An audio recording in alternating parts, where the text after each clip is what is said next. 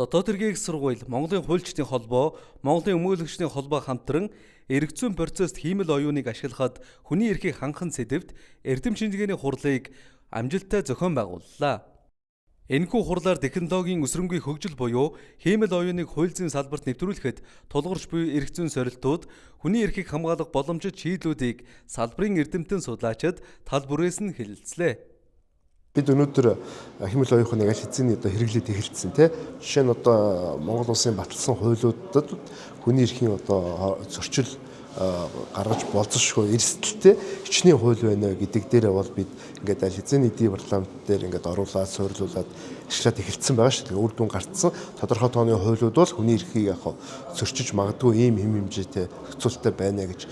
Тэгэхээр хамгийн гол зорилго бол тэдгээрийг бас урьдчилан сэргийлэх байгаа юм. Хоёрдугаар асуудал болохоор ерөөсөө хүний хөдөлмөрийг мэдээж байгаа хөнгөчлөн шүү дээ. Тэ. Гэхдээ эрсдэл нь юу вэ гэж харж байгаа. Хүний хувийн мэдээлэл цуглуулахаас ахгүйла тэ.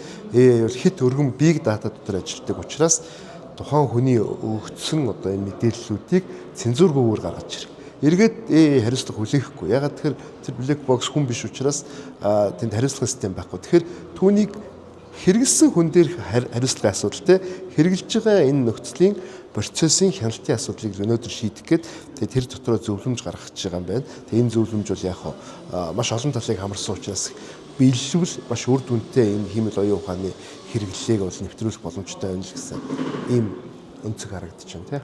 Эрдэм шинжилгээний хуралд хэлэлцэгдсэн илтгэлүүд нь онол болон практик ач холбогдол өндөртэй төдийгүй хиймэл оюуныг эргэцүүн процесст шатлан нэвтрүүлэх завгаар шүүхийн шинжилгээний туршлага, эрдэс баялагын салбар дахь мэдээллийн ил тод байдал, хувийн мэдээллийн нууцлал зэрэг өргөн хүрээний сэдвүүдийг хөндсөн байна. Эрдэм судалгааны энэ томоохон энэ бүтээлийн үр дүнд гаргаж байгаа энэхүү санал зөвлөмжийг бол хамгийн гол нь практикт хэрэгжүүлэх чухал. Энэ талаас бол манай эрх бүхий байгууллагууд удирдлага зохион байгуулалтын арга хэмжээ авна гэдэгт бол итгэж байна. Дотоод хэргийн сургуулийн эргэцүүн нийгмийн сургуулиас хууль зүйн сургууль болсон. Хууль зүйн сургуулиас бол зохион байгуулалт энэ эрдэмтэн багш нар маш их идэх санаалагчтай оролцдог болсон. Зохон тэмдэглэхийг бол хүсэж байна. Одоогийн байдлаар Монгол улсууд бол дөрвөн орчим хуулинд яг тодорхой хэмжээний хиймэл оюун талбайд зохицуулт бол байна. Тэгэхээр бид нар цаашдаа ямар асуудал тулгарч байна гэхээр хиймэл оюун дээр суурилж хийгдэж байгаа зарим бол захим засаглалын хүрээнд бол дижитал засаглалын үйл ажиллагаа бол явагдаж байгаа. Тэгэхээр техник технологийн хүртээмжээс хамаарат нийтэд эрхтгч төрийн үйлчилгээг авах боломж захим дижитал үйлчилгээгээр явагдаад ирсэн төрийн үйлчилгээнээс зарим дижитал хэрэглээ тэгш хангагдаагүй ийм иргэдийн хувьд болохоор төрийн үйлчилгээнээс орхигдох хоцрох ийм сул талтай ч гэдэг юм уу те.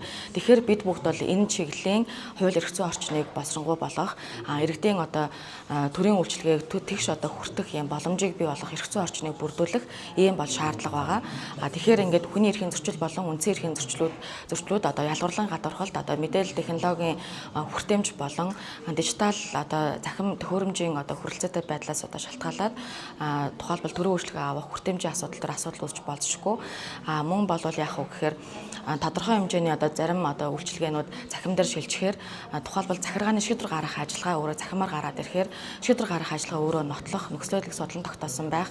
Ийм хууль зүйн захиргааны шийдвэр гаргалт өөрөө хууль зүйн хүрээнд явагдах мөн захим дээр үлдэгдсэн зарим захим гүйлгээ нотлох баримтыг баримтжуулах, захим нотлох баримтыг авах энэ дээр төрийн байгууллагын төрийн хяналт шалгалтын үйл ажиллагаа бүхэлдээ кибер ийм аюулгүй байдал ийм захим алгоритм дээр ажиллах ийм чадвартай төрийн албаа агчид мөн бол нөгөө захим нотлох баримтыг бэхжүүлэх, цуглуулах ийм чадвартай төрийн хяналт шалгалтын үйл ажиллагаа байх ийм хэрэгцээ шаардлага бол бид бүгдийн өмнө тулгарч байгаа учраас үүнийгээ дагаад эрх зүйн орчин бол шаардлагатай байгаа гэж ингэж бол харж байгаа. Хурлаас гарсан нэгдсэн зөвлөмж буюу хэлэлцүүлгийн үр дүнд оролцогчид хүний эрхийг хамгаалсан хиймэл оюуны засаглалыг төлөвшүүлэхэд чиглэсэн 6 чиглэл 42 заалт бүхий иж бүрэн зөвлөмжийн төслийг боловсруулан баталлаа.